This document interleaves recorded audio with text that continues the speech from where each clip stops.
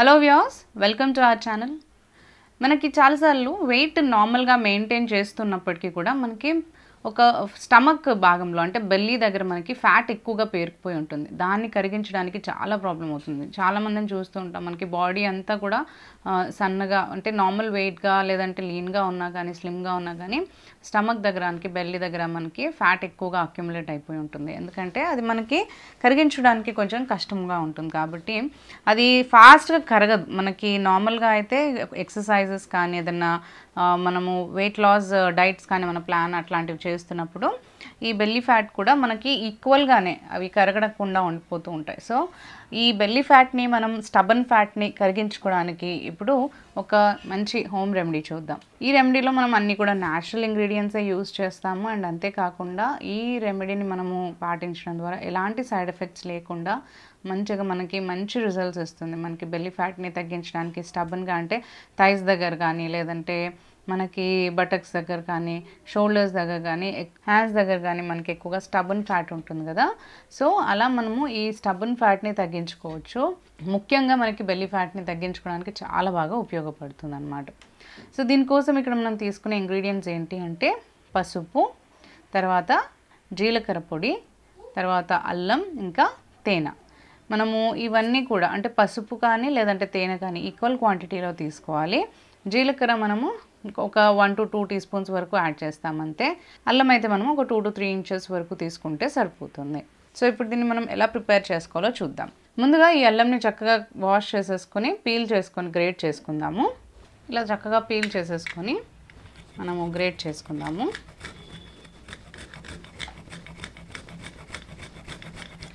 అల్లం అనేది మనకి డైజెషన్కి చాలా బాగా హెల్ప్ చేస్తుందండి. అండ్ అంతేకాకుండా ఇందులో ఉండే యాంటీబ్యాక్టీరియల్ ప్రాపర్టీస్ అనేవి మనకి ఇమ్యూనిటీని కూడా చాలా బాగా పెంచుతాయి. డైజెషన్ బాగుంటే మనకి ఆబ్వియస్లీ వెయిట్ కూడా మనకి చాలా వరకు తగ్గించుకోవచ్చు, హెవీ వెయిట్ అవ్వకుండా ఉండొచ్చు అనమాట.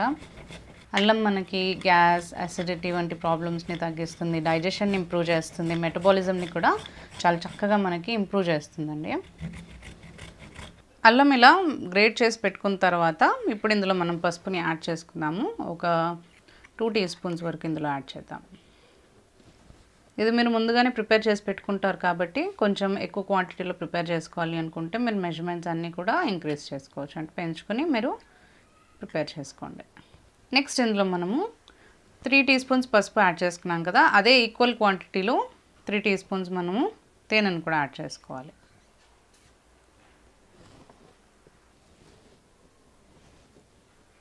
ఇలా యాడ్ చేసుకొని చక్కగా మిక్స్ చేసేసుకోండి. తేనె ఇంకా పసుపు ఇవన్నీ కూడా చాలా ఫాస్ట్గా మనకి డైజెషన్ ఇంప్రూవ్ చేసి ఫ్యాట్ని కరిగిస్తాయి అన్నమాట. పసుపు అనేది మనకి ఎన్నో మెడిసినల్ వాల్యూస్తో ఉంటుంది. సో పసుపు చాలా విధాలుగా మన స్కిన్కి, హెల్త్కి, మనకి బాడీలో ఇంటర్నల్ పరంగా అయినా కానీ స్కిన్ కోసమైనా కానీ హెల్త్ కోసమైనా కానీ చాలా మంచిది. ఇలా చక్కగా మిక్స్ చేసేసుకోండి. కొంచెం మనకి తేనె సరిపోతే కొంచెం ఇంకొంచెం యాడ్ చేసుకోండి. కాకపోతే మనకి క్వాలిటీ అనేది ఇలా ఉండాలి, మనకి ఈ టెక్స్చర్లో ఉండాలి. మరీ పల్చగా కాకుండా మరీ డ్రైగా కాకుండా కొంచెం తేనెను ఎక్కువ కొంచెం తీసుకునైనా ఇలా ఈ సొల్యూషన్ లాగా ఉండాలన్నమాట.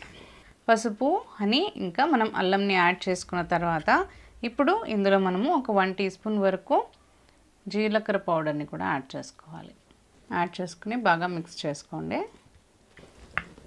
సో ఇలా మిక్స్ చేసుకున్నాం కదా, ఇప్పుడు ఇలా ప్రిపేర్ చేసుకున్న దాన్ని మనం ఒక బాటిల్లో కానీ ఒక కంటైనర్లో కానీ స్టోర్ చేసి పెట్టేసుకుని మీరు ఫ్రిడ్జ్లో పెట్టేసుకుని తీసుకుని మనం అంటే మార్నింగ్ తినాలి కాబట్టి తినడానికి ఒక 1 hour ముందు కానీ హాఫ్ అన్ అవర్ ముందు కానీ బయట పెట్టేసుకుని దీన్ని మీరు ఎంప్టీ స్టమక్ ప్రతిరోజు పడగడుపున తీసుకోవాలి.